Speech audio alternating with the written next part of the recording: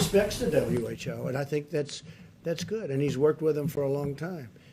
But they did give us some pretty bad play calling. I can only say that with regard to us, they're taking a lot of heat because they didn't want the borders closed. They called it wrong.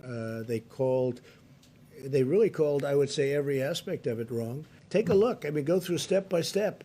They said there's no big deal, there's no big problem, there's no nothing. And then ultimately, when I closed it down, they actually said that I made a mistake in closing it down, and it turned out to be right. But at the time, they did that. So we're just going to take a look at it. We fund it, and they seem to be, I said recently in social media, I said they seem to be very China-centric. That's a nice way of saying it, but they seem to be very China-centric. And they seem to err always on the side of China.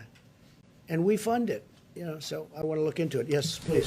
Thanks. A quick follow-up on that. So is it time to freeze funding to the WHO during a pandemic? No, maybe not. I mean, I'm not saying I'm going to do it, but we're going to look at it. You did say that. We give a tremendous, no, I didn't. I said we're going to look at it. We're going to investigate it. We're going to look at it. But we will look at ending funding.